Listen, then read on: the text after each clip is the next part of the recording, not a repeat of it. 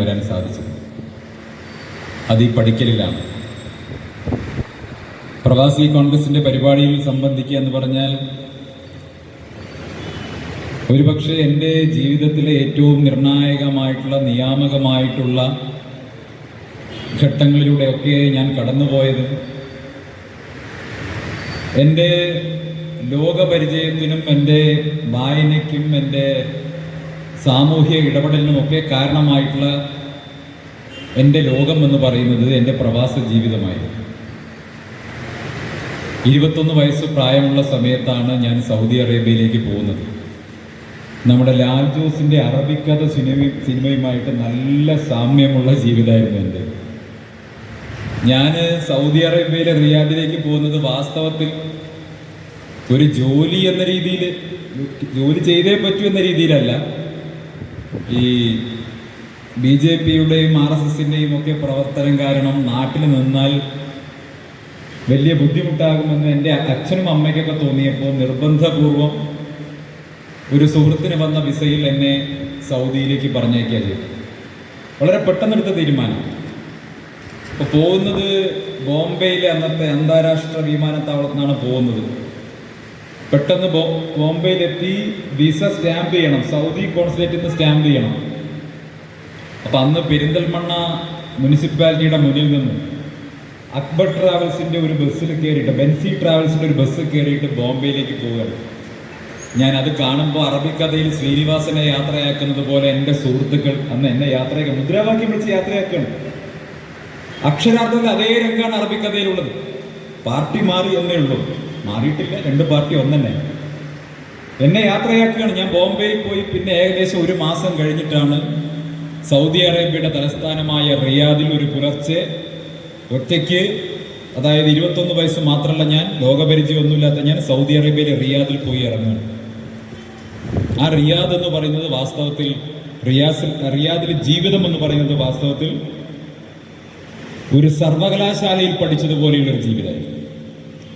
ഒരു സർവകലാശാലയിലെ പ്രധാനപ്പെട്ട ഒരു കോഴ്സ് എടുത്ത് പഠിച്ചതുപോലെയുള്ള ഒരു ജീവിതമാണ് പിന്നീടുള്ള കുറേ വർഷം സൗദി അറേബ്യയുടെ തലസ്ഥാനമായിട്ടുള്ള റിയാദിൽ എനിക്ക് അനുഭവിക്കാൻ സാധിച്ചത്. ഒട്ടേറെ രാജ്യക്കാർ, ഇന്ത്യയിലെ തന്നെ വിവിധ സംസ്ഥാനങ്ങളിലുള്ളവർ, വിവിധ മതക്കാർ, വിവിധ ഭാഷക്കാർ, വ്യത്യസ്തരായിട്ടുള്ള ആളുകൾ, അവരോടൊക്കെ ഇടപഴകാനും അവരുമായി സംസാരിക്കാനും ലോകപരിചയം നേടാനും ഭാഷകൾ പഠിക്കാനും ഒക്കെ കിട്ടിയിട്ടുള്ള ഒരു വലിയ അവസരമായിരുന്നു സൗദി അറേബ്യയിലെ പ്രവാസ ജീവിതം എന്ന് പറയുന്നത്. എല്ലാ പ്രവാസികളുടെയും ജീവിതം അതുപോലെ തന്നെയായിരിക്കും.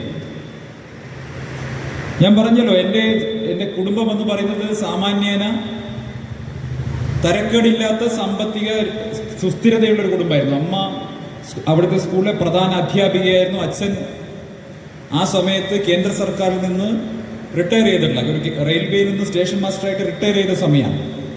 അതിനുമുമ്പ് അദ്ദേഹം ആർമിയിലുണ്ടായിരുന്നു. അപ്പോൾ സാമ്പത്തികമായി സുസ്ഥിരതയുള്ള അമ്മയുടെ കുടുംബം അത്യാവശ്യം ഒരു ജന്മി കുടുംബമൊക്കെ ആയിരുന്നു. അത്യാവശ്യം ഭൂമി സ്വത്തുക്കളൊക്കെ ഉണ്ട്.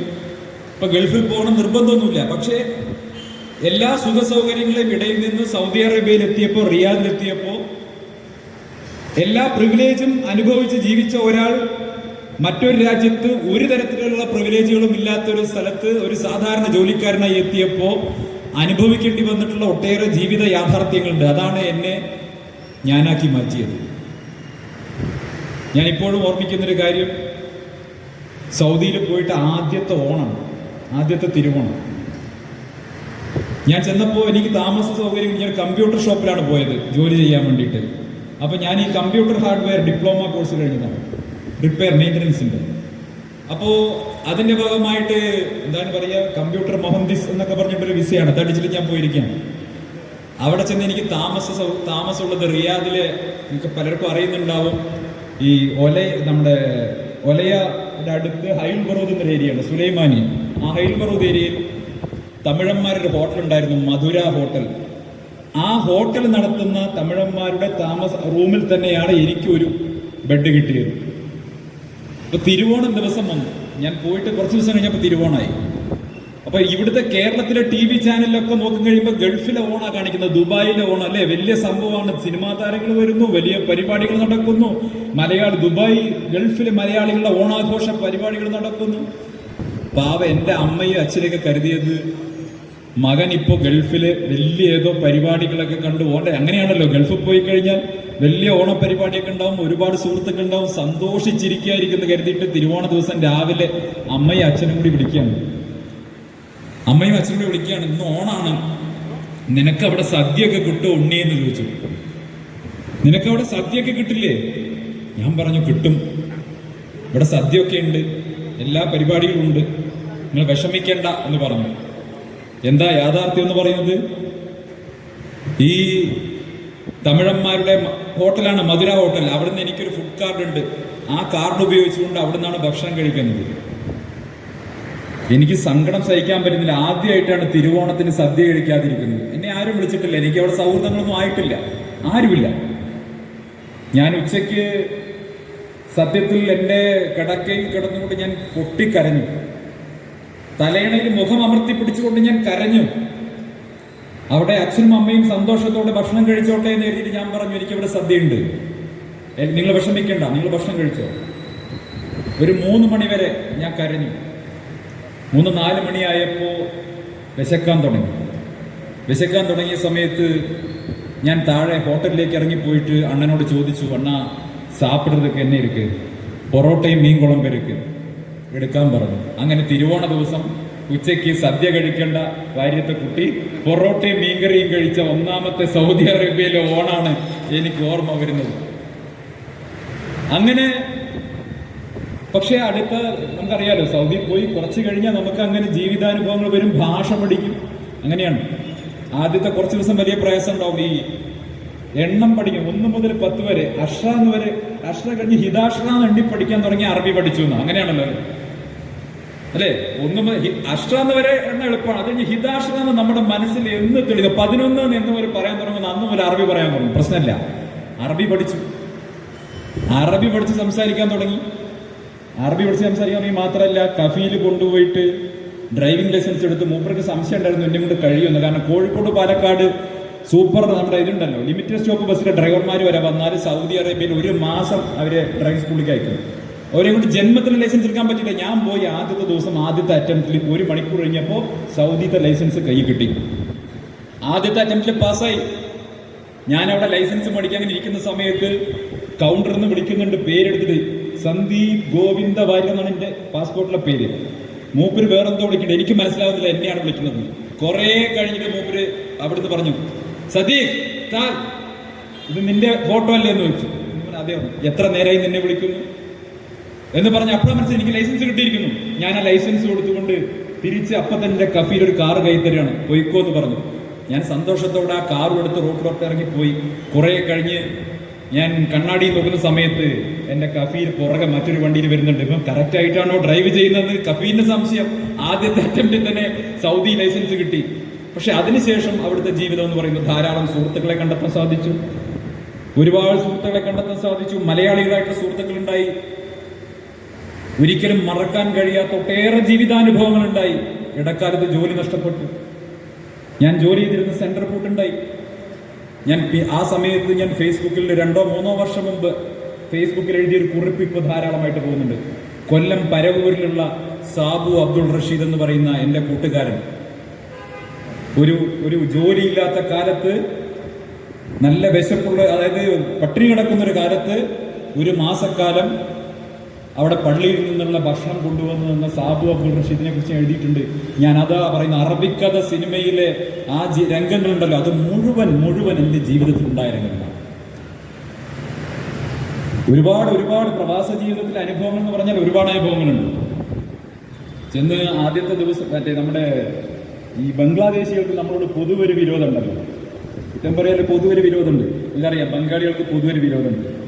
ഞാൻ ചെന്ന സമയത്ത് ഈ കമ്പ്യൂട്ടർ സെന്ററിൽ ഒരു ബംഗാളി ഉണ്ട്, അവൻ അവിടെ മുദീറാണ്. അവൻ കുറെ കാലമുണ്ട്, അവൻ അറബി നന്നായിട്ട് അറിയാം. എനിക്ക് അറബി അറിയില്ല, ചെന്ന സമയമല്ലേ. ഇവൻ കഫീലിൻ്റെ അടുത്ത് എൻ്റെ കുറ്റം ഇങ്ങനെ പറഞ്ഞു കൊടുക്കുന്നുണ്ട്. പക്ഷെ കഫീലിന് എന്നെ നല്ല വിശ്വാസമാണ്. കുറച്ച് കാലം കഴിഞ്ഞപ്പോഴാണ് ഇവൻ എൻ്റെ കുറ്റാണ് പറഞ്ഞു കൊടുക്കുന്നതെന്ന് എനിക്ക് മനസ്സിലാവുന്നത്. ഞാനൊരു 3-4 മാസം കഴിഞ്ഞ് അറബിയൊക്കെ അത്യാവശ്യം തട്ടിമുട്ടി അറബി പഠിക്കാറായ സമയത്ത് രാത്രിയായപ്പോൾ കഫീൽ വന്നപ്പോൾ ഞങ്ങളൊക്കെ ഒരുമിച്ചിരിക്കുന്ന സമയത്ത് തിരിച്ചൊരു പണി കൊടുക്കണമല്ലോ ഇവിടെ. ഞാൻ എന്ത് പറഞ്ഞാലും നിങ്ങൾക്കറിയാലോ, സുരേന്ദ്രൻ ഒരു തഗ് പറഞ്ഞാൽ തിരിച്ച് 5 തഗ് പറയുന്നയാളാണ്. അപ്പോൾ ആ സ്വഭാവം എനിക്ക് പണ്ടേ ഉള്ളത്. അപ്പൊ ഇവൻ എനിക്ക് സ്ഥിരമായിട്ട് പണി തരുന്ന ആളാന്ന് കണ്ടപ്പോ ഒരു രാത്രി ഞാൻ നമ്മുടെ സൗദിയോട് പറയാണ്, യു നോ വൺ തിങ്, സിത്ത ഷഹർ ബംഗാളി അക്കൽ ഫിഷ്, ബാക്കി സിത്ത ഷഹർ ഫിഷ് അക്കൽ ബംഗാളി. മനസ്സിലായോ? 6 മാസം ബംഗാളി മീൻ കഴിക്കും, ബാക്കി 6 മാസം മീൻ ബംഗാളിനെ കഴിക്കും. അവിടെ വെള്ളപ്പൊക്കാണ്. ഇത് പറഞ്ഞപ്പോ നമ്മുടെ കഫീലില് ഭയങ്കര തമാശ, അയാൾ തിരിച്ചു. അതോടുകൂടി മൂപ്പര് നമ്മുടെ നല്ല ഫ്രണ്ടായി. നമ്മുടെ ബംഗാളിക്ക് 2 മാസം കൂടി കഴിഞ്ഞപ്പോൾ ക്രൂജിന് ഹായ് അടിച്ച് കൈ കൊടുത്തു, എന്നോട് അവിടെ ഇരുന്നോളാൻ പറഞ്ഞു. മനസ്സിലായി? എക്സിറ്റ് അടിച്ചു കൊടുത്തു, എന്നെ അവിടെ ഇരുത്തി. അപ്പൊ അതുപോലെയുള്ള ഒരുപാട് രസകരമായിട്ടുള്ള ജീവിതാനുഭവങ്ങൾ പ്രവാസ ജീവിതത്തിൽ ഉണ്ടായിട്ടുള്ള ആ പ്രവാസ ജീവിതമാണ് വാസ്തവത്തിൽ എന്നെ ഞാനാക്കി മാറ്റിയത് എന്നുള്ള കാര്യത്തിൽ ഈ പ്രവാസി കോൺഗ്രസിന്റെ സമ്മേളനത്തിൽ പങ്കെടുക്കുമ്പോൾ അത് പറയുമ്പോൾ എനിക്ക് വളരെ അഭിമാനമുണ്ട്. കാരണം മലയാളികൾ, പ്രത്യേകിച്ച് മലയാളികൾ, ഏകോദര സഹോദരങ്ങളെ പോലെ ഒരു റൂമിൽ, അല്ലെ, രാമനും റഹ്മാനും ജോസഫും ഒക്കെ ഒരു റൂമിൽ ഏകോദര സഹോദരങ്ങളെ പോലെ വർഷങ്ങളോളം കഴിഞ്ഞാലും പരസ്പരം ഒരു പ്രയാസമില്ലാതെ ഒരാളുടെ ജീവിത പ്രയാസം മറ്റൊരാളുടെ പ്രയാസമായി മാറുന്നത് കാണണമെങ്കിൽ നിങ്ങൾ പ്രവാസ ലോകത്തേക്ക് പോകണം. അതുകൊണ്ട് ഞാൻ പലപ്പോഴും ആഗ്രഹിക്കുകയാണ്, ഈ കേരളത്തിലെയും രാജ്യത്തെയും BJP നേതാക്കന്മാരെയൊക്കെ സൗദിയിലും ദുബായിലും ഒക്കെ പോയിട്ട് ആ പ്രവാസികൾ റൂമുകളിൽ താമസിക്കാൻ പറഞ്ഞ 2 മാസത്തെ ക്രാഷ് കോഴ്സ് കൊടുത്തിട്ട് കൊണ്ടുവരണം. അപ്പൊ വിഷം കുറച്ചിറങ്ങും. രാവിലെ ആയിക്കഴിഞ്ഞാൽ 6 മണിക്ക് എഴുന്നേറ്റ് കഴിഞ്ഞാൽ നമസ്തേ പറയൂ സംഘമിത്രങ്ങളെ എന്ന് പറഞ്ഞിട്ടാണ് തുടങ്ങിക്കഴിഞ്ഞാൽ പിന്നെ പുറത്തേക്ക് വരുന്നത്. അത് മടുത്തിട്ടാണ്, ആ വെറുപ്പിന്റെയും വിദ്വേഷത്തിന്റെയും പ്രത്യയശാസ്ത്രത്തെ പുറങ്കാല് കൊണ്ട് ചവിട്ടിക്കളഞ്ഞിട്ടാണ് ഈ രാജ്യത്തിന്റെ മതനിരപേക്ഷതയുടെ, അഖണ്ഡതയുടെ സംരക്ഷകരായിട്ടുള്ള ഇന്ത്യൻ നാഷണൽ കോൺഗ്രസിന്റെ മൂവർണ്ണ കൊടിയെടുത്ത് ഞാൻ ഈ പ്രസ്ഥാനത്തിലേക്ക് രാഹുൽ ഗാന്ധിയുടെ അനുയായിയായി കടന്നു വന്നിട്ടുള്ളത്. ഒരു സംശയവും വേണ്ട. പക്ഷെ ഒരു പ്രശ്നം, സാധാരണഗതിയിൽ BJP ഒരാൾ പോയി കഴിഞ്ഞാൽ സങ്കടം തോന്നേണ്ടത് ആർക്കാ? BJP-ക്കാർക്കല്ലേ. സാധാരണഗതിയിൽ BJP ഒരാൾ പോയി കഴിഞ്ഞാൽ സങ്കടം തോന്നേണ്ടത് BJP-ക്കാർക്കല്ലേ, പ്രശ്നം ഉണ്ടാവേണ്ടത് BJP-ക്കാർക്കല്ലേ. പക്ഷെ സന്ദീപ് വാര്യർ പോയപ്പോ കരച്ചിൽ മുഴുവൻ AKG സെന്ററിൽ നിന്നാണ്. സന്ദീപ് വാര്യർ BJP വിട്ടപ്പോ മാരാർജി ഭവന് നല്ല കരച്ചില്, അല്ലേ? മരണം നടന്നത് മാരാർജി ഭവനിലാണെങ്കിലും കൂട്ടക്കരച്ചിൽ നടക്കുന്നത് AKG സെന്ററിലാണ്. പിണറായി വിജയൻ മുതൽ നമ്മുടെ ഗോവിന്ദൻ മാഷ് മുതൽ MP രാജേഷ് മുതൽ എല്ലാവർക്കും പ്രശ്നം എന്തായിരുന്നു, അല്ലേ? സാധാരണഗതിയിൽ എനിക്ക് ഒരുപാട് പ്രിവിലേജ് കിട്ടിയ ആളാണ് ഞാൻ. ചെറുപ്പം 42 വയസ്സിനുള്ളിൽ ഒരുപാട് പ്രിവിലേജ് കിട്ടിയ ആളാണ് ഞാൻ. എന്താ പറഞ്ഞത്, സാധാരണഗതിയിൽ ഒരു രാഷ്ട്രീയക്കാരൻ മരിച്ചു കഴിഞ്ഞാൽ മാത്രമാണ് അവൻ നല്ലോനാണെന്ന് ബാക്കിയുള്ളവർ പറയാറുള്ളൂ, അല്ലേ? ഇതിപ്പോ ഞാൻ മരിക്കണതിന് മുമ്പ് തന്നെ എല്ലാവരും സർട്ടിഫിക്കറ്റ് ഒന്നും നല്ലോനാണ്. ക്രിസ്റ്റൽ ക്ലിയർ സഖാവാകും സന്ദീപ് വാര്യർ എന്നാ പറഞ്ഞു. ക്രിസ്റ്റൽ ക്ലിയർ, നല്ല മനുഷ്യനാണ്. ബാലേട്ടൻ പറഞ്ഞു, ബാലേട്ടനെ എനിക്കറിയാം, മൂപ്പർക്ക് അതേ പറയാൻ പറ്റൂലേ. എന്നെ കുറിച്ച് വേറെ എന്താ അഭിപ്രായം പറയാം? അവൻ മോശക്കാരനെന്ന് പറയാൻ പറ്റുമോ? ബാലേട്ടൻ എന്നെ അറിയാലോ, MP രാജേഷിന് എന്നെ അറിയാലോ, ഇവർക്കൊക്കെ എന്നെ അറിയാലോ. അതുകൊണ്ട് അവർക്ക് മോശപ്പെട്ടൊരു അഭിപ്രായം പറയാൻ മാത്രമുള്ള എന്തെങ്കിലും ഒരു കുറവ് എനിക്കുണ്ടെന്ന് ഞാൻ കരുതുന്നില്ല. എന്റെ പാർട്ടിക്കാർക്കും ഞാൻ പാർട്ടി മാറുന്നത് വരെ നല്ലവനായിരുന്നു, വളരെ വേണ്ടപ്പെട്ടവനായിരുന്നു. എന്റെ പാർട്ടിയുടെ ലക്ഷോപലക്ഷം വരുന്ന പഴയ പാർട്ടിയുടെ BJP-യുടെ ലക്ഷോപലക്ഷം വരുന്ന പഴയ ആൾക്കാരുണ്ടല്ലോ, നമ്മുടെ പഴയ സഹപ്രവർത്തകരുണ്ടല്ലോ, അവർക്ക് ഞാൻ അവരുടെ ഒരു കുടുംബാംഗം പോലെയായിരുന്നു. എന്താ കാരണം? അവർക്ക് ഞാൻ അവരുടെ പ്രിയപ്പെട്ടവനായിരുന്നു. എന്താ കാരണം? ഈ അങ്ങാടിയിൽ BJP-ക്കാരുണ്ടെങ്കിൽ അവർക്കറിയാം, കേരളത്തിലെ ഏതെങ്കിലും, ഞാൻ എല്ലാവരെയും പറയുന്നില്ല, പ്രധാനപ്പെട്ട BJP നേതാക്കളിൽ ആരെങ്കിലും ഏതെങ്കിലും സമയത്ത് ഒരു സാധാരണ പ്രവർത്തകൻ ഒരു അത്യാവശ്യം പറഞ്ഞാൽ വിളിച്ചാൽ ഫോൺ എടുക്കുന്ന ഒരു നേതാവ് ഉണ്ടായിരുന്നെങ്കിൽ അവരത് ഉറപ്പ് പറയും, അത് സന്ദീപ് വാര്യർ മാത്രമായിരുന്നു എന്ന് ആ BJP-ക്കാർ പറയും. ഒരു സംശയം കാര്യത്തിൽ വേണ്ട. അർദ്ധരാത്രി വിളിച്ചാലും ഫോൺ എടുത്ത് അവരുടെ പ്രശ്നങ്ങൾ പരിഹരിക്കാൻ, അവരുടെ പ്രയാസങ്ങൾ പരിഹരിക്കാൻ ഞാൻ അവരോടൊപ്പം നിന്നിട്ടുണ്ട്, അവരുടെ കുടുംബത്തിലൊരാളായി നിന്നിട്ടുണ്ട്. പക്ഷേ കേരളത്തിലെ BJP-യുടെ സംസ്ഥാന നേതൃത്വം എന്നോട് കാണിച്ചിട്ടുള്ള കൊടിയ അനീതി, വഞ്ചന, വിദ്വേഷം, എന്റെ കുടുംബത്തെയും എന്നെയും നിരന്തരമായി അവഹേളിക്കുന്നത്, ആക്ഷേപിക്കുന്നത്, അതൊന്നും ഏറെ നീട്ടിപ്പറയാൻ ഞാൻ ഇനി ആഗ്രഹിക്കുന്നില്ല. അതൊക്കെ കുറെ പറഞ്ഞു കഴിഞ്ഞ കാര്യമാണ്. പക്ഷെ ഇതെല്ലാം സഹിച്ച് ഒരു പ്രസ്ഥാനത്തിന്റെ ഒപ്പം നിൽക്കുമ്പോൾ ആ പ്രസ്ഥാനത്തിന്റെ പ്രത്യയശാസ്ത്രം ഉയർത്തിപ്പിടിച്ച് അതിനോട് 100% ആത്മാർത്ഥം കാണിച്ചിരുന്നയാളാണ് ഞാൻ. പ്രിയപ്പെട്ടവരെ, ആ പ്രസ്ഥാനത്തിൽ നിൽക്കുന്ന സമയത്ത്, അതിന്റെ ഭാഗമായി നിൽക്കുന്ന സമയത്ത് പല കാര്യങ്ങളും പറഞ്ഞിട്ടുണ്ട്. പക്ഷെ ഇന്ന് തിരിഞ്ഞു നോക്കുന്ന സമയത്ത് ആ പറഞ്ഞ കാര്യങ്ങൾ പിശകുണ്ട് എന്ന് കണ്ട് തിരുത്തി അതെല്ലാം എന്റെ ഭൂതകാലമാണ് എന്ന് പറഞ്ഞിട്ടാണ് ഈ പ്രസ്ഥാനത്തിന്റെ ഭാഗമായി വന്നിട്ടുള്ളത്. എന്നിട്ടും CPM-കാർക്കാണ് പ്രശ്നം. നിങ്ങൾ ആലോചിച്ച് നോക്കുന്നു. എന്നേക്കാൾ കൂടുതൽ ഇതൊക്കെ ഉറച്ച ശബ്ദത്തിൽ പറഞ്ഞിട്ടുള്ള ആളുകൾ ആരൊക്കെയാണ്? സുരേന്ദ്രൻ പറഞ്ഞിട്ടുണ്ടല്ലേ, ഗോപാലകൃഷ്ണൻ പറഞ്ഞിട്ടുണ്ടില്ലേ, രമേശ് പറഞ്ഞിട്ടുണ്ട്, കൃഷ്ണദാസ് പറഞ്ഞിട്ടുണ്ട്. എന്തേ പാലക്കാട്ടെ തെരഞ്ഞെടുപ്പിൽ ഇവരുടെയൊന്നും പ്രസ്താവനകൾ പരസ്യമായിട്ട് അടിച്ചിട്ട് പത്രങ്ങളിൽ പ്രിന്റ് ചെയ്യാൻ CPM കൊടുക്കാതിരുന്നത്? എന്തുകൊണ്ടാണ് BJP വിട്ട ഒരു നേതാവിന്റെ പ്രസ്താവനകൾ വളരെ പ്രാധാന്യത്തോടു കൂടിയിട്ട് പഴയകാല പ്രസ്താവനകളും അതിൽ തന്നെ വ്യാജമായ കാര്യങ്ങളും ഒക്കെ അച്ചടിച്ചുകൊണ്ട് പത്രമാധ്യമങ്ങളിൽ, അതും സെലക്റ്റീവായി ഒരു സമുദായത്തിന്റെ ഉടമസ്ഥതയിലുള്ള 2 പത്രങ്ങൾ കൊടുക്കാൻ തയ്യാറായി? നോക്കൂ, എത്ര വർഗീയമായിട്ടുള്ള കാഴ്ചപ്പാടാണ് ഇവിടെ CPM-നുള്ളത്. വർഗീയമായി ഈ നാടിനെ വിഭജിക്കാൻ വേണ്ടി, ഈ നാടിനെ അപകടപ്പെടുത്താൻ വേണ്ടി, ഇവിടുത്തെ സാമൂഹ്യ സമരസത, ഇവിടുത്തെ സമത്വബോധം, ഇതെല്ലാം തകർത്തുകൊണ്ട് ഈ നാടിന്റെ പൊതുജീവിതത്തെ അപകടപ്പെടുത്താൻ ഉദ്ദേശിച്ചുകൊണ്ട് ഈ തെരഞ്ഞെടുപ്പിൽ BJP-യെ വിജയിപ്പിക്കാനുള്ള കൊട്ടേഷൻ എടുത്തുകൊണ്ടല്ലേ CPM അത്തരത്തിലൊരു പരസ്യം കൊടുത്തത്? പക്ഷേ പരസ്യം ബൂമറാങ്ങായി മാറി അല്ലേ? വടകരയിലെ കാഫർ സ്ക്രീൻഷോട്ട് പോലെ പാലക്കാട്ടെ ആ പരസ്യവും അവർക്ക് തന്നെ വിനാശമായി മാറി. ഒരു സംശയവും വേണ്ട, നാളെ രാവിലെ വരുന്ന തെരഞ്ഞെടുപ്പ് ഫലം അതിനുള്ള സാക്ഷ്യമായി മാറും. ഒരു സംശയവും കാര്യത്തിൽ വേണ്ട. പ്രിയപ്പെട്ടവരെ, കേരളത്തിൽ നടക്കുന്നത് എന്താ? കേരളത്തിൽ BJP-യുടെ റോൾ ഏറ്റെടുത്തിട്ടുള്ളത് CPM അല്ലേ? 2 കൂട്ടരും പഴയ സലീം കുമാറിന്റെ സിനിമയിൽ പറയുന്ന പോലെ ഒരു അമ്മ വെറ്റ അളിയന്മാരെ പോലെയല്ലേ നടക്കുന്നത്? ഒരു അമ്മ വെറ്റ അളിയന്മാരെ പോലെ പിണറായി വിജയന്റെ റോള് BJP-യുടെ സംസ്ഥാന പ്രസിഡന്റിന്റെ റോളാണ്.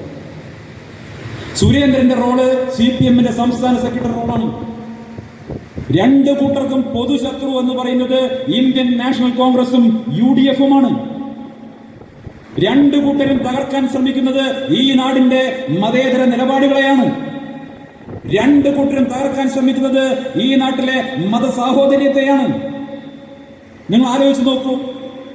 നിർണായകമായ ഒരു തെരഞ്ഞെടുപ്പ് നടക്കുന്ന സമയത്ത് നമ്മുടെ നാട്ടിലെ മതസൗഹാർദ്ദം തകർക്കാൻ ഉദ്ദേശിച്ചുകൊണ്ട് മുനമ്പത്തെ വിഷയം കത്തിച്ചു നിർത്തിയതാരാ? അത് കേരളത്തിന്റെ മുഖ്യമന്ത്രി പിണറായി വിജയനല്ലേ? ആർക്കു വേണ്ടി അത് കത്തിച്ചു നിർത്തിയത്? കേരളത്തിലെ മുസ്ലിം സാമുദായിക സംഘടനകളൊക്കെ ഒറ്റക്കെട്ടായി പറഞ്ഞല്ലോ ആ പ്രശ്നം പരിഹരിക്കപ്പെടണം. UDF പറഞ്ഞല്ലോ ആ പ്രശ്നം പരിഹരിക്കപ്പെടണം. പക്ഷെ അത് തെരഞ്ഞെടുപ്പ് കഴിയുന്നത് വരെ വലിച്ചു നീട്ടി മതധ്രുവീകരണം ഉണ്ടാക്കാൻ തക്കവണ്ണം BJP-യുടെ കയ്യിലേക്ക് ആയുധമായി എറിഞ്ഞു കൊടുത്തത് പിണറായി വിജയനല്ലേ? മുഖ്യമന്ത്രി പിണറായി വിജയനല്ലേ? നിങ്ങൾ ആലോചിച്ച് നോക്കൂ. എന്തുകൊണ്ടാണ് കേരളത്തിലെ മുഖ്യമന്ത്രി നിലപാട് സ്വീകരിക്കുന്നത്? മറുവശത്ത് മുഖ്യമന്ത്രിയുടെ പേരിൽ വരുന്ന എല്ലാ ആക്ഷേപങ്ങളെയും, മുഖ്യമന്ത്രിയുടെ പേരിൽ ഉയർന്നു വരുന്ന എല്ലാ അഴിമതികളെയും, മുഖ്യമന്ത്രിയുടെ പേരിൽ ഉയർന്നു വരുന്ന എല്ലാ കേസുകളും തേച്ചുമാച്ചു കളയാൻ BJP-യുടെ നേതൃത്വം ഒത്താശ ചെയ്യുന്നു. ഞങ്ങൾ ചാനൽ ചർച്ചയ്ക്ക് പോകുന്ന സമയത്ത് കോൺഗ്രസിന്റെ അബിൻ വർക്കിയോ ജ്യോതികുമാർ ചാമക്കാലയോ അതല്ലെങ്കിൽ രാഹുൽ മാങ്കൂട്ടത്തിലോ ഒക്കെ എതിരാളികളായി വരുമ്പോൾ അവർ ചോദിക്കുമ്പോൾ ഞങ്ങൾക്ക് മറുപടി പറയാനില്ലാത്തൊരു ചോദ്യം ഉണ്ടായിരുന്നു. SNC ലാവലിൻ കേസ് എന്തേ 34 തവണ മാറ്റിവെച്ചു?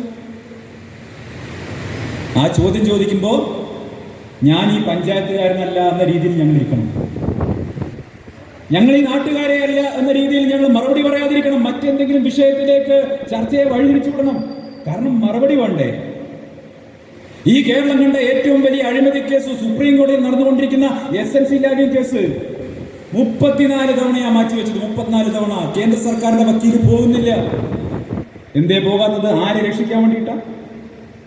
മുഖ്യമന്ത്രിയുടെ മകൾക്കെതിരെ നടക്കുന്ന അന്വേഷണം, ആ അന്വേഷണം ഏതുവരെയായി? എന്തേ മുഖ്യമന്ത്രിയുടെ മകളെ അറസ്റ്റ് ചെയ്യാൻ നിങ്ങൾക്ക് കഴിയാത്തത്? സ്വർണ്ണക്കടത്ത് കേസ് എവിടെയായി? കരിവന്നൂർ ബാങ്ക് കേസ് എവിടെയായി? CPM-ന്റെ നേതാക്കന്മാർ ചെയ്യുന്ന കോടിക്കണക്കിന് രൂപയുടെ അഴിമതികൾ സംബന്ധിച്ച കേസുകളൊക്കെ തേച്ചു മാച്ചു കളയാൻ ആരാ സഹായം കൊടുക്കുന്നത്? ആ സഹായം കൊടുക്കുന്നത് CPM എന്തിനു വേണ്ടിയാ? തിരികെ കൊടകരയിലെ കേസ് പുറത്തു വരാൻ പാടില്ല, വയനാട്ടിലെ കേസ് പുറത്തു വരാൻ പാടില്ല, മഞ്ചേശ്വരത്തെ കേസ് പുറത്തു വരാൻ പാടില്ല. അതുകൊണ്ടാ പറയുന്നത് പിണറായി വിജയനും സുരേന്ദ്രനും ഒരമ്മ പെറ്റ അളിയന്മാരെ പോലെ പരസ്പരം പുറം ചൊറിഞ്ഞു കൊടുത്തുകൊണ്ട് സഹായിക്കുന്ന രാഷ്ട്രീയമാണ് ഈ കേരളത്തിൽ നടക്കുന്നത്. ഞാൻ കരുതിയത് ഇവര് തമ്മിൽ മാത്രമുള്ള അഡ്ജസ്റ്റ്മെന്റ് ആണ്. പക്ഷെ ഇന്നത്തെ വാർത്ത കണ്ടോ? ഇന്നലെയുമായി വരുന്ന വാർത്ത എന്താ? നമ്മുടെ ഗൗതം അദാനിക്കെതിരെ അമേരിക്കയിൽ അറസ്റ്റ് വാറണ്ട് വന്നിരിക്കുന്നു. ആരാ അദാനി? ഗുജറാത്തിൽ നിന്നുള്ള കോർപ്പറേറ്റ് വ്യവസായി. നിങ്ങൾ ആലോചിച്ച് ഒരു 10-11 കൊല്ലം ഈ അദാനി എന്നുള്ള പേര് ഇവിടെ ആരെങ്കിലും കേട്ടിട്ടില്ല? ഇന്ന് ഇന്ത്യയിലെ വ്യവസായ സംരംഭങ്ങളിൽ, ഇന്ത്യയിലെ എയർപോർട്ടുകളിൽ, ഇന്ത്യയിലെ തുറമുഖങ്ങളിൽ, ഇന്ത്യയിലെ റോഡുകളിൽ, ഇന്ത്യയുടെ അടിസ്ഥാന വികസനത്തിൽ, ഇന്ത്യയുടെ കൽക്കരി ഖനികളിൽ, ഇന്ത്യയുടെ സൗരോർജ ഫാക്ടറി, സൗരോർജ നിർമ്മാണ പ്ലാന്റുകളിലൊക്കെ ഏറ്റവും അധികം കൈകാര്യം ചെയ്യുന്ന സ്ഥാപനമായി 10 വർഷത്തിനുള്ളിൽ ഗുജറാത്തിൽ നിന്നുള്ള ഒരു അദാനി വളർന്നിട്ടുണ്ടെങ്കിൽ പ്രിയപ്പെട്ടവരെ, ആരുടെ സഹായം കൊണ്ടാണ് വളരുന്നത്? ഏതെങ്കിലും കോർപ്പറേറ്റ് ശൃംഖല വളരുന്നതിനോട് നമുക്ക് ഇന്ത്യൻ നാഷണൽ കോൺഗ്രസിന്റെ നയത്തിന് എതിർപ്പില്ല.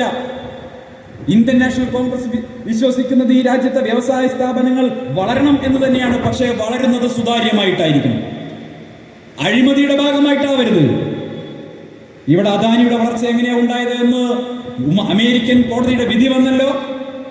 അദാനി ഈ രാജ്യത്തെ സംസ്ഥാന ഗവൺമെന്റുകൾക്ക് ആയിരക്കണക്കിന് കോടി രൂപ കൈക്കൂലി കൊടുത്തുകൊണ്ട് ഉയർന്ന വിലയിൽ തങ്ങൾ ഉൽപ്പാദിപ്പിക്കുന്ന സൗരോർജം വിൽക്കാൻ വേണ്ടി കരാറുകൾ ഉണ്ടാക്കിയെന്ന തെളിവ് പുറത്തു വന്നപ്പോ ഇപ്പൊ ഇത് അദാനിക്കെതിരെ അമേരിക്കയിലെ കോടതി അറസ്റ്റ് വാറണ്ട് പുറപ്പെടുവിച്ചിരിക്കുന്നു.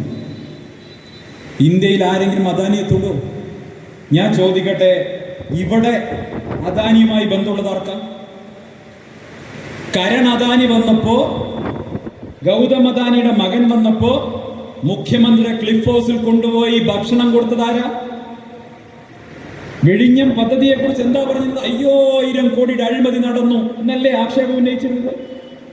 LDF അധികാരത്തിൽ വന്നാൽ വിഴിഞ്ഞം പദ്ധതിയിൽ നിന്ന് അദാനിയെ ചവിട്ടി പുറത്താക്കുമെന്ന് പ്രഖ്യാപിച്ച് അധികാരത്തിൽ വന്ന പിണറായി വിജയൻ വന്നിട്ട് ചെയ്തതെന്താ? അദാനിയെ ക്ലിഫ് ഹൗസിനകത്തേക്ക് കൊണ്ടുപോയി മൃഷ്ടാന്നം ഭക്ഷണം കൊടുത്തു. അവരിപ്പോ നല്ല സൂതുവലയത്തിലായി. പ്രിയപ്പെട്ടവരെ, പിണറായി വിജയനും നരേന്ദ്രമോദിയും തമ്മിലുള്ള ബന്ധത്തിന് പുറകിൽ അദാനിയാണ് അതിന് കൂട്ടുപിടിക്കുന്നതെന്നുള്ള കാര്യത്തിൽ ഒരു തർക്കവും വേണ്ട. അതുകൊണ്ടാണ് വിഴിഞ്ഞത്ത് നാണമില്ലാതെ അദാനിയുടെ പേര് മുദ്രണം ചെയ്ത ബലൂൺ ഇങ്ങനെ പിണറായി വിജയൻ ആകാശത്തേക്ക് ഉയർത്തിവിട്ടത്. അതുകൊണ്ടാണ് ഉയർത്തിവിട്ടത്. നരേന്ദ്രമോദിയും പിണറായി വിജയനും തമ്മിലുള്ള അവിശുദ്ധ ബാന്ധവത്തിന്റെ കാർമ്മികത്വം വഹിക്കുന്ന ആളുടെ പേരാണ് ഗൗതം അദാനി. ഒരു തർക്കവും ആ കാര്യത്തിൽ വേണ്ട. കോർപ്പറേറ്റ് മുതലാളിമാർ, ആ കോർപ്പറേറ്റ് മുതലാളിമാർ മധ്യസ്ഥം വഹിക്കുന്ന, അതല്ലെങ്കിൽ കൂട്ടുനിൽക്കുന്ന ഒരു ബന്ധം പിണറായിയും മോദിയും തമ്മിൽ. അതുകൊണ്ടാണല്ലോ പിണറായി വിജയൻ പരാജയപ്പെടാതിരിക്കാൻ വേണ്ടി ഏറ്റവും താല്പര്യമാർക്ക BJPക്കല്ലേ? കേരളത്തിൽ CPMന്റെ ഭരണം തുടരണമെന്ന ആഗ്രഹം ആർക്കാവുള്ളത്? BJPക്കല്ലേ? അതിനനുസൃതമായിട്ടല്ലേ 2021 നിയമസഭയിലേക്കുള്ള സീറ്റുകളിൽ സ്ഥാനാർത്ഥികളെ പോലെ നിശ്ചയിച്ചത്? CPMന് പരിക്കേൽക്കരുത്. തിരികെ BJPയെ ജയിപ്പിക്കാൻ വേണ്ടി ഏതറ്റം വരെ പോകാൻ പിണറായി വിജയനും സഹായം നൽകും. എങ്ങനെയാണ് ജയിക്കുന്നതെന്നൊക്കെ നമ്മൾ കണ്ടല്ലോ. പാലക്കാട് മറ്റൊരു സ്ഥിതിയല്ല. പാലക്കാടും ഇതേ അവിശുദ്ധ ബാന്ധവമുണ്ട്.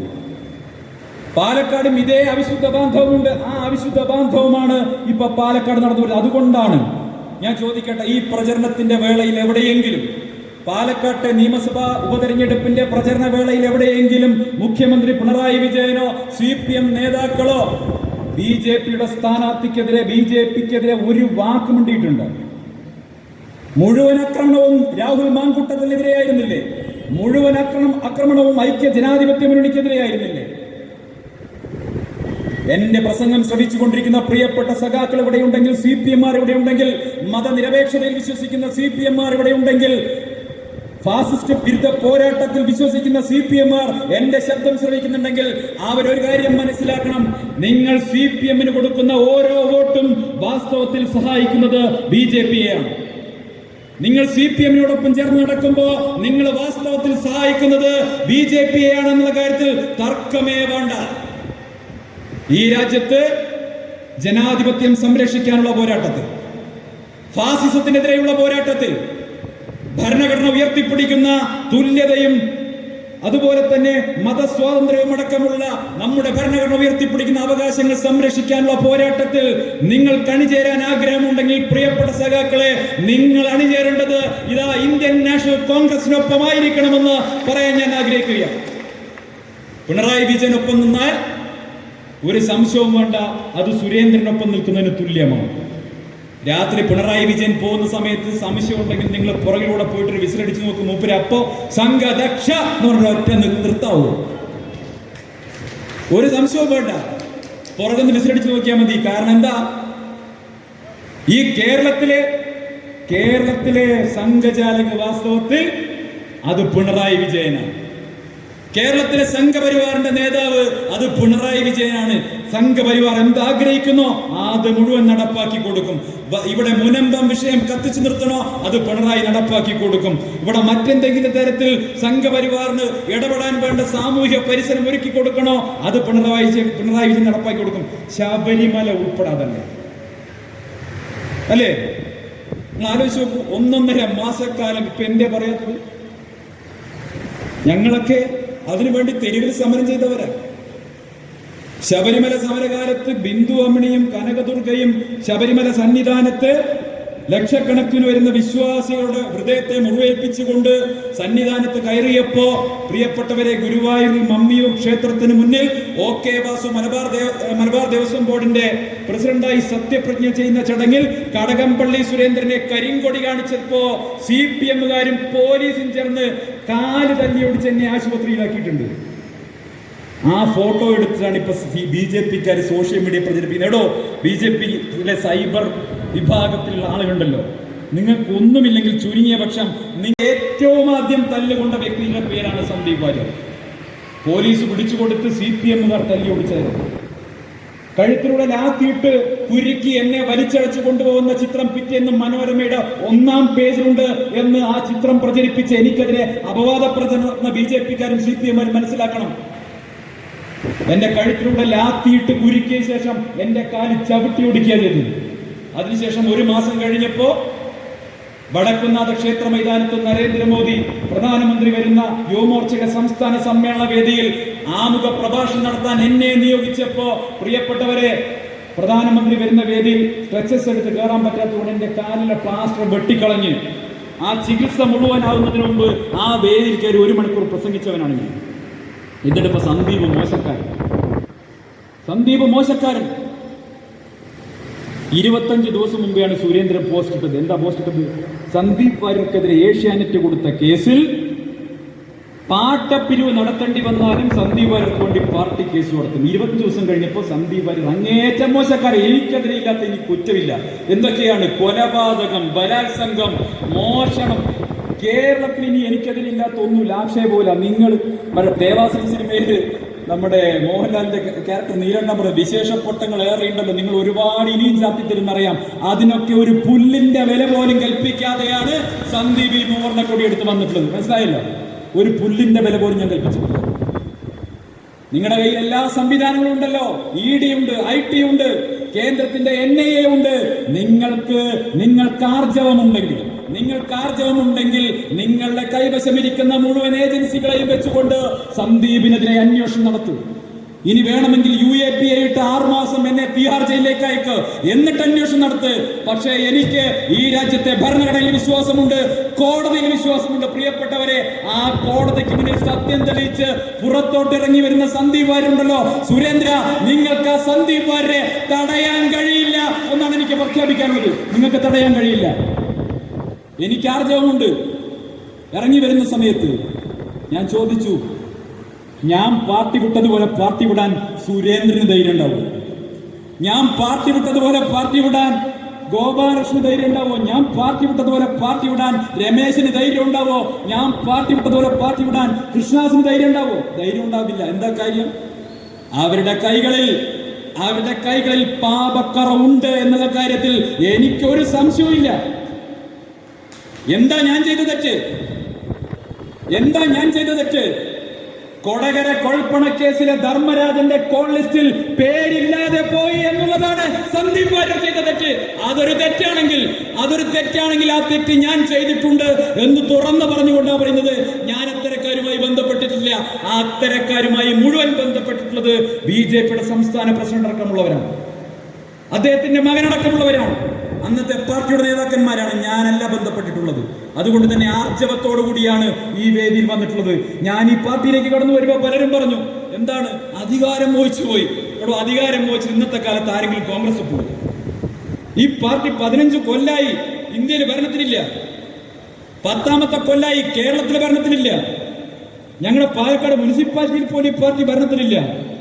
ആ പാർട്ടിയിലേക്ക്, അധികാരമില്ലാത്തൊരു പാർട്ടിയിലേക്ക് അധികാരത്തിന്റെ എല്ലാ സൗകര്യങ്ങളും വലിച്ചെറിഞ്ഞ് കടന്നു വരാൻ സന്ദീപ് വാര്യർക്ക് സാധിച്ചിട്ടുണ്ടെങ്കിൽ അതിനർത്ഥം ആത്മാഭിമാനമുള്ള, നട്ടല് വളയാത്ത ഒരു അഭിമാനബോധമുള്ള അച്ഛന്റെയും അമ്മയുടെയും മകനായതുകൊണ്ടാണ് ഈ പ്രസ്ഥാനത്തിന്റെ ഭാഗമായി വന്നിട്ടുള്ളത്.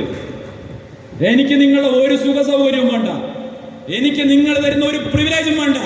എനിക്ക് ഈ നാട്ടിൽ സാധാരണക്കാരുടെ പ്രശ്നങ്ങളിൽ, സാധാരണക്കാരുടെ വിഷയങ്ങളിൽ ഇടപെട്ട് ഒരു നല്ല മനുഷ്യനായി കോൺഗ്രസിന്റെ ഭാഗമായി മതേതര നിലപാടോടുകൂടി അന്തസ്സോടെ പ്രവർത്തിക്കാൻ കഴിയുന്ന ഒരു സാഹചര്യം ഉണ്ടാകണം എന്നും മാത്രമേ ഞാൻ ആഗ്രഹിച്ചിട്ടുള്ളൂ. ആഗ്രഹത്തിന്റെ ഭാഗമായിട്ടാണ് ഞാൻ ഇനി കൊടി പിടിച്ചിട്ടുള്ളത്. നിങ്ങൾ ആലോചിച്ച് നോക്കൂ, ഈ രാജ്യത്തിന്റെ അവസ്ഥ എന്തായിരുന്നു? ഞാൻ കഴിഞ്ഞ ദിവസം ഒരു ദേശീയ മാധ്യമത്തിനോടൊരു അഭിമുഖത്തിൽ ഞാൻ പറഞ്ഞു, BJPക്കാർ പറയാറുണ്ട്, ഈ 10 വർഷക്കാലം ഇന്ത്യയെ ഐക്യപ്പെടുത്തിയത്, ഇന്ത്യയെ യോജിപ്പിച്ചത് അത് നരേന്ദ്രമോദി സർക്കാരിന്റെ ഭരണം. അങ്ങനെയാണോ വാസ്തവം? ഒരു രാജ്യം ഐക്യപ്പെടുക എന്ന് വെച്ചാൽ അവിടുത്തെ 140 കോടി ജനങ്ങളും അവരുടെ മനസ്സും ഐക്യപ്പെടുക എന്നുള്ളതാണ്. ആ രാജ്യത്തെ കോടിക്കണക്കിന് വരുന്ന മതന്യൂനപക്ഷങ്ങളെ, ചില വിഭാഗങ്ങളെ അപരവൽക്കരിച്ചുകൊണ്ട്, പാർശ്വവൽക്കരിച്ചുകൊണ്ട്, മാറ്റി നിർത്തിക്കൊണ്ട് നിങ്ങൾക്ക് എങ്ങനെയാണ് ഈ രാജ്യത്തെ ഐക്യപ്പെടുത്തിയെന്ന് പറയാൻ സാധിക്കുക?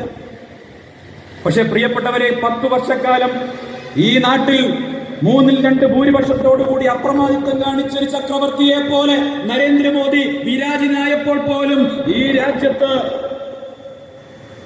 വളരെ ഭയപ്പാടോടുകൂടി ജീവിക്കേണ്ടി വന്ന മതന്യൂനപക്ഷങ്ങൾ സമാധാനപരമായി പ്രതീക്ഷയോടുകൂടി കാത്തിരുന്നെങ്കിൽ ആ പ്രതീക്ഷയുടെ പേരാണ് ഇന്ത്യൻ നാഷണൽ കോൺഗ്രസ്.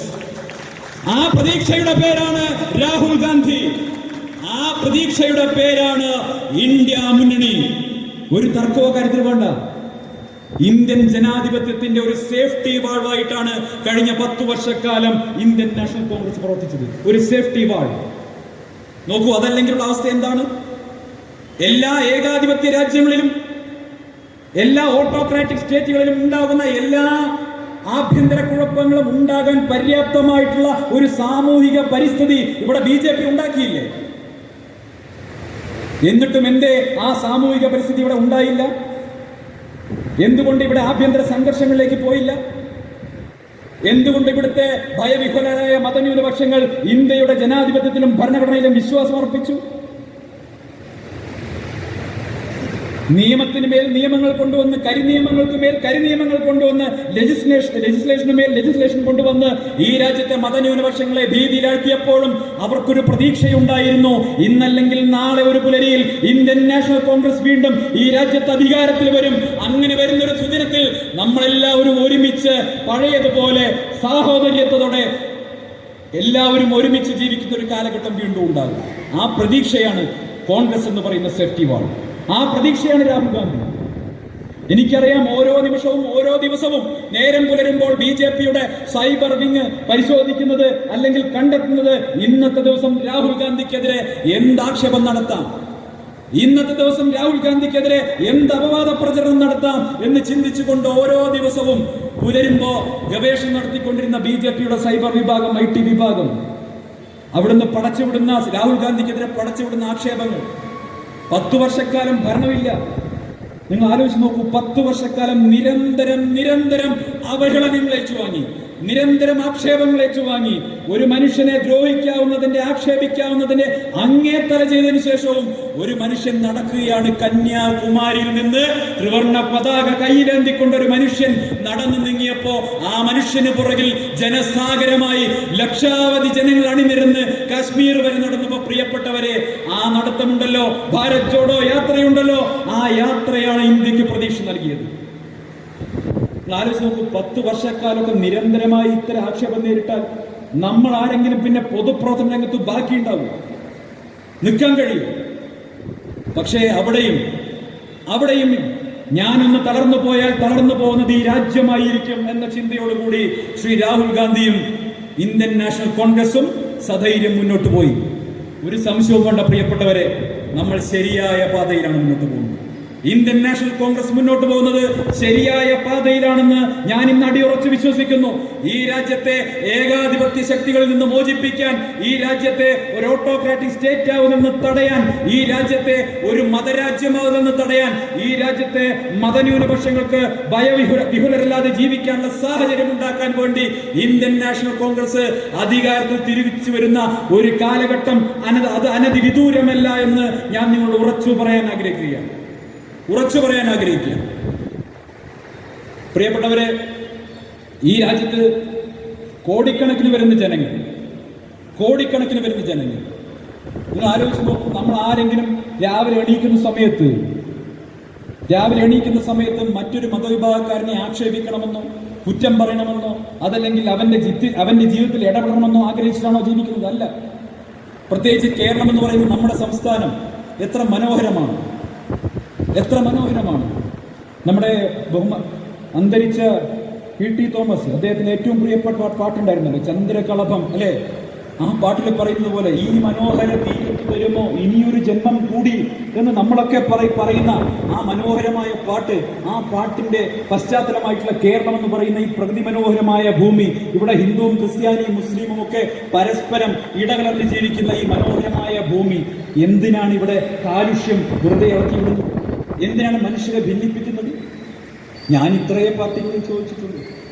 ഹിന്ദുവും മുസ്ലിമും ക്രിസ്ത്യാനിയും പരസ്പരം ഉപരോധം നടത്തി നമുക്ക് ജീവിക്കാൻ സാധിക്കില്ല എന്ന് തുറന്നു പറഞ്ഞതിന്റെ പേരിലാണ് എന്റെ മേൽ പാർട്ടിയുടെ ആദ്യത്തെ നടപടി ഉണ്ടാവുന്നത്. ഹിന്ദുവിനും മുസൽമാനും ക്രിസ്ത്യാനിക്കും ഈ സംസ്ഥാനത്ത് പരസ്പരം ഉപരോധം നടത്തി ജീവിക്കാൻ പറ്റില്ല എന്നുള്ളത് യാഥാർത്ഥ്യം. ഇവിടെ ഹിന്ദു ഒരു ഹോട്ടൽ നടത്തുന്നുണ്ടെങ്കിൽ അവിടെ ഭക്ഷണം കഴിക്കാൻ വരുന്നതിൽ മുസ്ലിം ഉണ്ടാവില്ലേ? അവിടെ പച്ചക്കറി കൊടുക്കുന്നത് ക്രിസ്ത്യാനി ആയിക്കൂടെ? അവിടെ മതമില്ലാത്ത ഒരുത്തനായിക്കൂടെ ഓട്ടോറിക്ഷയിൽ കസ്റ്റമറെ കൊണ്ടുവരുന്നത്? മറ്റേതെങ്കിലും വിഭാഗത്തിൽപ്പെടുന്ന ഒരാളായിക്കൂടെ അവിടെ പാല് കൊടുക്കുന്നത്? പ്രിയപ്പെട്ടവരെ, അങ്ങനെ നമുക്ക് പരസ്പരം ഉപരോധം നടത്തി ഞാനൊരു ഹോട്ടൽ തുടങ്ങിയാൽ എന്റെ വിഭാഗത്തിൽപ്പെട്ട ആളുകൾ മാത്രം കയറിയാൽ മതി എന്ന് ആരെങ്കിലും ചിന്തിക്കൂ? അവിടെയാണ് BJPയുടെ സംസ്ഥാന പ്രസിഡന്റ് സുരേന്ദ്രൻ എത്ര നികൃഷ്ടമായിട്ടുള്ള പ്രചരണം നടത്തിയത്. നിങ്ങൾക്ക് ഓർമ്മയില്ലേ? മുസ്ലിങ്ങളുടെ ഹോട്ടലിൽ മുഴുവൻ തുപ്പിയിട്ടാണ് ഭക്ഷണം കൊടുക്കുന്നതെന്ന് പറഞ്ഞപ്പോ പ്രിയപ്പെട്ടവരെ, മലപ്പുറം ജില്ലയിലെ പെരിന്തൽമണ്ണയില് ജനിച്ചിട്ട് അവിടെ പഠിച്ചിട്ട് അവിടെ എന്റെ കൂട്ടുകാർക്കൊപ്പം അവരുടെ വീട്ടിൽ പോയി ഭക്ഷണം കഴിച്ച് ജനിച്ചു വളർന്ന ഞാൻ എങ്ങനെയാണ് പ്രതിഷേധിക്കാതിരിക്കുക? ഞാൻ എങ്ങനെയാണ് ഇത് ശരിയല്ല എന്ന് പറയാതിരിക്കുക? അത് പറയാതിരിക്കണമെങ്കിൽ ഞാൻ മനുഷ്യനല്ലാതായിരിക്കണം, അല്ലെങ്കിൽ ഞാൻ സുരേന്ദ്രനായിരിക്കണം. എനിക്കതിന് കഴിയില്ല. അതുകൊണ്ട് ഞാനത് തുറന്നു പറഞ്ഞിട്ടുണ്ട്. ലക്ഷദ്വീപ് വിഷയത്തിൽ ലക്ഷദ്വീപിലെ ജനങ്ങൾ മുഴുവൻ തീവ്രവാദികളാണ്, അവിടെ മുഴുവൻ മയക്കുമരുന്ന് കച്ചവടമാണ് എന്ന് സുരേന്ദ്രൻ പറഞ്ഞപ്പോ ലക്ഷദ്വീപിലെ ജനങ്ങളും ഇന്ത്യക്കാരാണ്, അവരെ അപരവൽക്കരിക്കുന്ന നിലപാടുകൾ സ്വീകരിക്കരുത്, അവരെ ചേർത്ത് പിടിക്കണമെന്ന് പറഞ്ഞുകൊണ്ട് ഞാൻ പരസ്യമായി പ്രതികരിച്ചിട്ടുണ്ട്. മലയാളത്തിന്റെ മഹാനടൻ മമ്മൂട്ടിക്കെതിരെ മതത്തിന്റെ പേര് പറഞ്ഞുകൊണ്ട് അങ്ങേയറ്റത്തെ നികൃഷ്ടമായ അക്രമം നടന്നപ്പോ അതിനെതിരായിട്ടുള്ള നിലപാട് സ്വീകരിച്ചിട്ടുണ്ട്. ആ നിലപാടുകളുടെ പേരിലാണ് നിങ്ങൾ എന്നെ ഇപ്പൊ സോഷ്യൽ മീഡിയയിലൊക്കെ പറയുന്ന പോലെ ഞാൻ പഠിക്കലിലേക്ക് പോവുകയാണെന്ന് പോസ്റ്റ് അതിന്റെ ചോട്ടിൽ കമന്റ് വന്നിരിക്കുകയാണ്. പൊന്നാനിക്കാണോ പോകുന്നത്? എന്താ സംശയം? ഞാൻ വേണ്ടി വന്ന പൊന്നാനിയിൽ പോയി പ്രസംഗിക്കും. പക്ഷേ പൊന്നാനിയിൽ പോയി പ്രസംഗിക്കുന്ന സന്ദീപ് വാര്യരും വിശ്വാസിയായ അന്തസ്സുള്ള ഹിന്ദുവായി പൊന്നാനിയിൽ പോകും.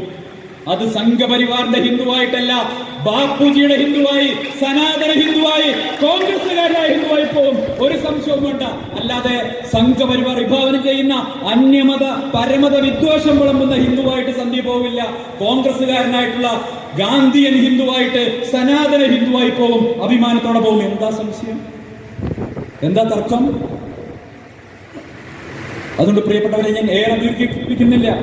ഇന്ന് രാത്രി നേരം പുലർന്നു കഴിഞ്ഞാൽ നാളെ തെരഞ്ഞെടുപ്പ് റിസൾട്ടുകൾ വരികയാണ്. നേരത്തെ ബഹുമാനായിട്ട് DCC പ്രസിഡന്റ് സൂചിപ്പിച്ചതുപോലെ വയനാട്ടിൽ നിന്ന് പ്രിയങ്ക ഗാന്ധി ജയിക്കുമ്പോ പാർലമെന്റിനകത്ത്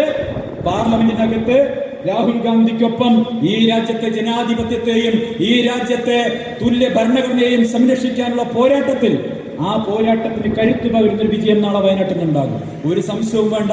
ചേലക്കരയിൽ നിന്ന് പ്രിയപ്പെട്ട സഹോദരി രമ്യ പാട്ടും പാടി ജയിക്കുമ്പോ പാലക്കാട്ടിൽ നിന്ന് ഞങ്ങളുടെ പ്രിയപ്പെട്ട രാഹുൽ മാങ്കൂട്ടത്തിൽ അത്യുജ്വലമായ വിജയം നേടി നിയമസഭയിലെത്തും എന്ന് നിങ്ങൾക്ക് ഉറപ്പു നൽകാൻ ആഗ്രഹിക്കണം. പ്രിയപ്പെട്ടവരെ, ഞാൻ ദീർഘിപ്പിക്കുന്നില്ല. ഇനിയും ഒട്ടേറെ കാര്യങ്ങൾ പറയാനുണ്ട്. പക്ഷെ ഞാൻ വെയിറ്റ് ചെയ്യുകയാണ്. ഞാൻ സുരേന്ദ്രനെ അറിയിച്ചിട്ടുണ്ട്. ഇങ്ങോട്ട് സംസാരിക്കാൻ പറ്റുന്ന സമയത്ത് നല്ല രീതിയിൽ ആലോചിക്കണം. നിങ്ങൾ ഇങ്ങോട്ട് ഒന്ന് പറഞ്ഞാൽ തിരിച്ച് 5 എണ്ണം ഞാൻ പറയുമെന്ന് ഓർമ്മ പറഞ്ഞു. മൂപ്പർക്ക് ഞാൻ പാർട്ടി വിട്ടു എന്ന് കേട്ടപ്പോൾ തുടങ്ങിയ പ്രശ്നമാണ്. എന്താ ആദ്യം പറഞ്ഞത്? ശിഖണ്ഡിയെ മുൻനിർത്തി, അല്ലേ? ശിഖണ്ഡിയെ മുൻനിർത്തി കൗരവപ്പട യുദ്ധം നടത്തിയതുപോലെ ഹിന്ദുക്കൾക്ക് മാനക്കേട് ഉണ്ടാക്കുന്നത്. ചുരുങ്ങിയ വർഷം ബാലരമയുടെ അമർചിത്രാലേഖനം വായിക്കണ്ടേ, അല്ലേ? കൗരവപ്പടയിലാ ശിഖണ്ഡി ഉണ്ടായിരുന്നത് പാണ്ഡവപ്പടയിലായിരുന്നു എന്ന് പോലും അറിയാത്ത ശബരിമല സമര നായകൻ. എന്താ പറഞ്ഞിട്ട് കാര്യം? അതുകൊണ്ട് എന്നെ കൊണ്ട് ഇത് കൂടുതൽ പറയിപ്പിക്കാതിരിക്കുന്നതാണ് അദ്ദേഹത്തിന് നല്ലത്. ഇതിൽ കടന്നു പറയാൻ അറിയാത്തത് കൊണ്ടല്ല, പക്ഷെ എന്റെ മാന്യത കൊണ്ട് ഞാൻ ഇത്രേ പറയുന്നുള്ളൂ. അതുകൊണ്ട് ഈ വാക്കുകൾ സൂക്ഷിച്ചുപയോഗിക്കുക. നമുക്ക് രാഷ്ട്രീയമായിട്ട് എതിർപ്പുകൾ പറയാം, രാഷ്ട്രീയമായിട്ട് സംസാരിക്കാം, പക്ഷെ വ്യക്തിപരമായി അവരടിക്കാൻ ഉണ്ടല്ലോ. കഴിഞ്ഞ ദിവസം എന്താ പറഞ്ഞത്? സന്ദീപ് ഒരു പ്രാദേശിക നേതാവ്. ഞാൻ സമ്മതിക്കുന്നു. എന്താ പ്രാദേശിക നേതാവ്? ഇവിടെ മണ്ഡലം കോൺഗ്രസ് കമ്മിറ്റിയുടെ പ്രസിഡന്റ് അടക്കം എല്ലാവരും ഇരിക്കുന്നുണ്ടല്ലോ. അത് മോശക്കാരായതുകൊണ്ടാണ്. ഈ പ്രദേശത്ത് ഒരു അത്യാവശ്യം വന്നാൽ ആദ്യം വിളിച്ചാൽ കിട്ടുന്നവരെയാ. ഇവിടുത്തെ കോൺഗ്രസിന്റെ ബൂത്ത് കമ്മിറ്റി പ്രസിഡന്റിനെ, മണ്ഡലം പ്രസിഡന്റിനെ ഒക്കെ അല്ലേ ആദ്യം വിളിച്ചാൽ കിട്ടുന്നത്. അവരല്ലേ യഥാർത്ഥ ജനകീയ നേതാക്കൾ, ഈ പാർട്ടിയുടെ അടിത്തറ എന്ന് പറയുന്നത്. അതെന്താ മോശം പദവിയാണ്? ശരി, സന്ദീപ് പ്രാദേശിക നേതാവ് ആയിക്കോട്ടെ, ഞാൻ സമ്മതിച്ചു. കാരണം ജനങ്ങൾക്ക് അപ്രോച്ചബിൾ ആയിട്ടുള്ള ലീഡേഴ്സാണ് പ്രാദേശിക നേതാക്കൾ. ഞാൻ അഭിമാനത്തോടെ പറയുന്നു, ഞാനൊരു പ്രാദേശിക നേതാവാണ് സുരേന്ദ്ര. അപ്പൊ സുരേന്ദ്രൻ ബഹിരാകാശ നേതാവാണ്. ഏത് നേരം എയറിലാണ്. അതുകൊണ്ട് സുരേന്ദ്രൻ അവിടെ തന്നെ ഇരിക്കട്ടെ, ദീർഘകാലം ബഹിരാകാശത്ത് തന്നെ ഇരിക്കട്ടെ. ഉത്തരോത്തരം നിങ്ങളുടെ പാർട്ടി അഭിവൃദ്ധിയിലേക്ക് പോയിക്കോട്ടെ. നിങ്ങൾ എന്നെ ഇങ്ങോട്ട് വിട്ടേക്ക്. ഞാൻ ഇനി ഇന്ത്യൻ നാഷണൽ കോൺഗ്രസ് ചെറിയൊരു പാർട്ടിയുടെ ഭാഗമായിട്ട്, അല്ലേ? ഹെലികോപ്റ്റർ ഒന്നും ഇല്ലല്ലോ. നമ്മൾ സാധാരണക്കാരുടെ പാർട്ടി, കാറിൽ വരുന്ന പാർട്ടി, മറ്റേത് ഹെലികോപ്റ്ററിൽ പോകുന്ന പാർട്ടി. ഇത്രേ മാറ്റുള്ളൂ. മൂപ്പര് ഹെലികോപ്റ്ററിൽ പോകുമ്പോൾ സാധാരണക്കാരായ ജനങ്ങളൊന്നും മൂപ്പര് കാണാൻ പറ്റുന്നില്ല. അവരുടെ ഹൃദയവികാരങ്ങൾ മനസ്സിലാക്കാൻ പറ്റുന്നില്ല. മലയാളികളുടെ ഹൃദയവികാരങ്ങൾ മനസ്സിലാക്കാൻ പറ്റുന്നില്ല. അത് തന്നെയാണ് ബി ജെ പിയുടെ പരാജയവും. ആ നേതൃത്വം, ജനങ്ങൾക്കൊപ്പം നിൽക്കാൻ കഴിയാത്ത നേതൃത്വം, ഇന്നേ വരെ കേരളത്തിന്റെ ചരിത്രത്തിൽ എവിടെയെങ്കിലും സാധാരണക്കാരായ ഒരു മനുഷ്യന്റെ പ്രശ്നം ഉയർത്തിപ്പിടിച്ചുകൊണ്ട് ഏതെങ്കിലും ഒരു സമരം ബി ജെ പി നിങ്ങൾ കണ്ടിട്ടുണ്ടോ? ഒരു വില്ലേജ് ഓഫീസിന്റെ മുന്നിൽ, ഒരു പഞ്ചായത്തിന്റെ മുന്നിൽ, അല്ലെ? ജനങ്ങളുടെ ജീവിത പ്രശ്നം ഉയർത്തിപ്പിടിച്ചുകൊണ്ട് ഒരു പരിപാടിയില്ലല്ലോ. ആകപ്പാടെ ജനങ്ങളെ ഭിന്നിപ്പിക്കാൻ അവിടെ അവസരം കിട്ടുന്നു, അവിടെ മുഴുവൻ പരിപാടി നടത്തും. അതുകൊണ്ട് ഞാൻ ഏറെ ദീർഘിപ്പിക്കുന്നില്ല. ഞാൻ ഏറെ പറഞ്ഞ് എന്റെ പഴയ സഹപ്രവർത്തകരെ കുത്തിനോവിക്കുന്നില്ല. കാരണം ഇത് കേട്ടുകൊണ്ട് നിൽക്കുന്ന ബി ജെ പിയുടെ പ്രവർത്തകർ, എനിക്കറിയാം, അവർ നിഷ്കളങ്കരാണ്.